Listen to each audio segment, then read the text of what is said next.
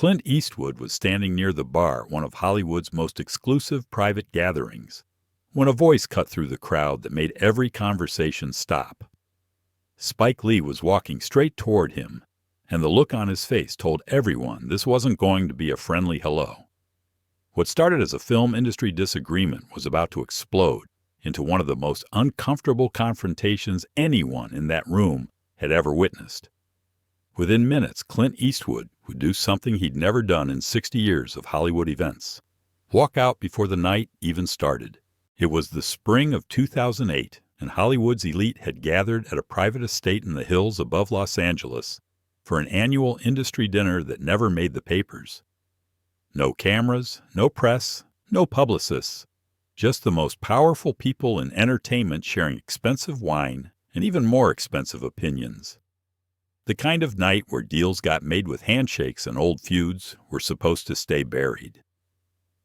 Clint Eastwood arrived just after 8, wearing a charcoal suit with an open-collared white shirt. At 77 years old, he moved through the crowd like he always did. Quiet, deliberate, nodding at familiar faces, but never stopping long enough to get trapped in small talk. He'd just come off the massive success of Letters from Iwo Jima, which had earned him another round of Oscar nominations and cemented his reputation as one of the few directors who could make studios money while still earning critical respect. The venue was a sprawling Mediterranean mansion owned by a studio executive whose name was rarely spoken outside these circles. Crystal chandeliers hung over rooms filled with people whose combined net worth could fund a small country. Steven Spielberg was holding court near the fireplace. Martin Scorsese was deep in conversation with a group of younger directors. The usual faces, producers, agents, studio heads, floated between conversations like sharks in expensive suits.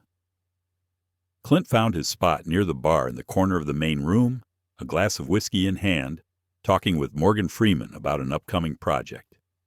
The two had developed an easy friendship over the years, the kind where silence was just as comfortable as conversation. Freeman noticed Clint seemed relaxed, even happy, a rare thing for a man who usually looked like he was calculating the fastest exit from any social situation. But something felt different about the energy in the room that night.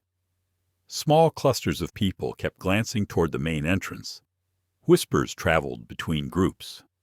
Morgan noticed it first, the way conversations seemed to pause and restart, the way certain people were positioning themselves with clear sightlines to both Clint and the front door. Something was coming. Not everyone knew what, but enough people did. The front door opened just after 9, and Spike Lee walked in wearing a bright orange blazer over a black shirt, his signature glasses catching the chandelier light. He wasn't alone.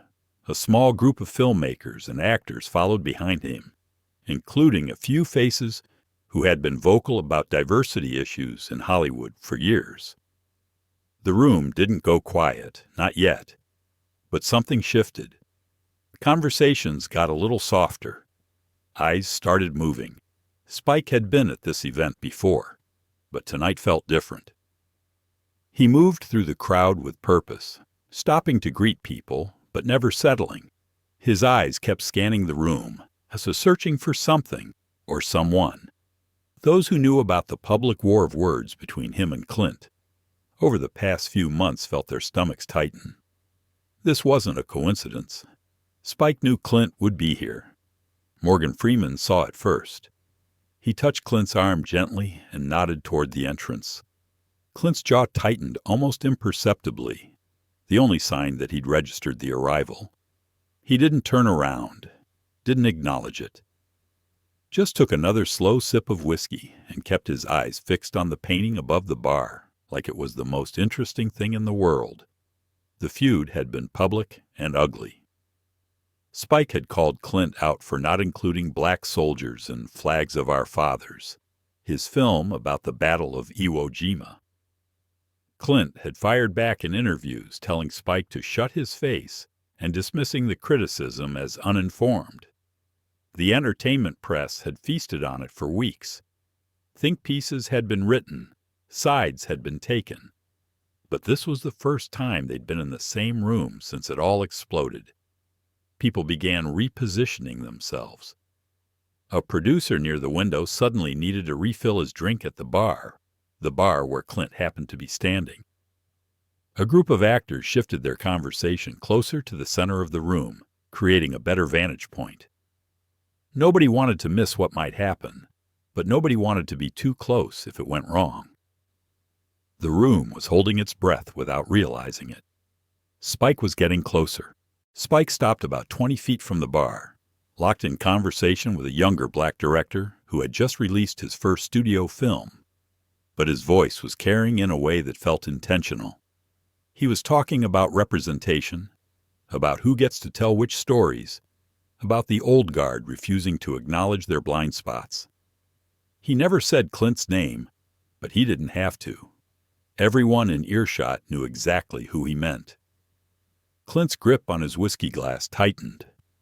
Morgan leaned in and said something quietly, probably suggesting they move to another room, find somewhere less charged. But Clint didn't move. His eyes had shifted now, no longer fixed on the painting. He was watching Spike's reflection in the mirror behind the bar, tracking every gesture, every pointed laugh. Then someone made a mistake. A young studio executive, maybe 3 drinks too deep and eager to be part of history, approached Spike's group and asked loudly enough for half the room to hear, "So, Spike, you gonna finally tell Eastwood what you really think? He's right over there." The room contracted. Conversations within a 30-foot radius died instantly. Spike turned slowly, and for the first time that night, his eyes met Clint's directly. Neither man looked away. The silence stretched for 3 seconds, then 5, then 10. It felt like an hour. Spike smiled, but there was nothing warm in it. "I've been saying what I really think," he said, his voice cutting through the quiet. "Question is whether some people are too stuck in 1955 to hear it." A few gasps, a nervous laugh quickly stifled. Morgan Freeman closed his eyes and exhaled slowly, recognizing the point of no return when he saw it. Clint set his glass down on the bar with a soft click that somehow echoed through the room. "You got something to say to me," Clint said, his voice low and gravelly, barely above a whisper, but somehow reaching every corner. "Then say it to me. Not to the room. Not to the press. To me." Spike took a step forward. Then another. The crowd parted like water. Spike stopped 3 feet from Clint, close enough that the height difference between them became almost comical. The towering Western icon looking down at the compact firebrand from Brooklyn. But Spike had never been intimidated by size or status, and he wasn't about to start now. "Say it to you?" Spike laughed, shaking his head. "I've been saying it to you. I've been saying it to anyone who'll listen. You made 2 whole movies about Iwo Jima and couldn't find one blackface worth showing. You erased us from history, then told me to shut my face when I called you on it." Clint's eyes narrowed into that legendary squint. "I told you to shut your face because you didn't know what you were talking about. I made the movie historically accurate. I showed what happened on that mountain. You want to make a different movie? Go make it. Nobody's stopping you." "Historically accurate?" Spike's voice rose, drawing the attention of everyone who hadn't already been watching. "There were black soldiers on that beach, Clint. They loaded the ammunition. They drove the trucks. They bled on that sand. But you couldn't find room for them in 4 hours of film? I made the movie about the flag raisers. None of the flag raisers were black. That's not my opinion. That's history." "That's your history," Spike shot back, jabbing a finger toward Clint's chest without quite touching him. "That's the history you chose to show. That's always been the problem with you, man. You think you're neutral, but you've been telling the same story your whole career. The lone white man, the white savior, the cowboy who shoots first and asks questions never." Morgan Freeman stepped forward, placing a gentle hand on Clint's shoulder. "Gentlemen, maybe this isn't the place. Stay out of this, Morgan." Clint's voice was ice. He hadn't taken his eyes off Spike. This man's been running his mouth for months. Let him finish." Spike stepped even closer, lowering his voice to something almost intimate, almost dangerous. "You want to know what I really think, Clint? I think you're scared. I think deep down you know the world's changing and you can't stop it. Your version of America is dying, and you're terrified." Something broke behind Clint's eyes. 77 years of holding it together, of playing the stoic, of letting his work speak for itself. All of it cracked in a single moment. He stepped forward so fast that Spike actually flinched, their faces now inches apart. "You don't know a damn thing about me," Clint growled, his voice shaking with a fury no one in that room had ever witnessed from him. "I grew up with nothing. I dug swimming pools. I pumped gas. I built everything I have with these hands while people like you sit back and criticize from your comfortable chair. You want to call me racist? You want to stand there and reduce 60 years of my life to some agenda you cooked up to sell newspapers?" He was shouting now. Clint Eastwood, the man who whispered his most dangerous lines, who never raised his voice because he never had to, was shouting. "I gave opportunities to more people than you'll ever know. Black, white, brown. I hired whoever could do the job. I didn't make speeches about it. I didn't pat myself on the back. I just did it. But that's not enough for you, is it? Nothing's ever enough." Clint's hand shot out and grabbed Spike's blazer at the collar. Gaffs erupted. Security started pushing through the crowd. Morgan Freeman lunged forward, wrapping his arms around Clint from behind, pulling him back. "Clint, don't! This isn't worth it!" Clint released his grip and shoved Spike backward. Spike stumbled but didn't fall, his glasses knocked sideways on his face. For a moment, nobody moved. Nobody breathed. The most powerful people in Hollywood stood frozen like statues, watching two legends on the edge of destruction. Then Clint turned and walked, not to another room, not to cool down. He walked straight toward the front door, past the stunned faces, past the whispers already starting, past Steven Spielberg's outstretched hand trying to stop him. The door opened. The door closed. Clint Eastwood was gone. The room stayed frozen for what felt like an eternity. Then the whispers started, a tsunami of hushed voices crashing through every corner of the mansion. Spike straightened his glasses and his blazer, his hands trembling slightly, though his face remained defiant. Someone handed him a drink. He didn't touch it. Within an hour, phones were buzzing across Hollywood.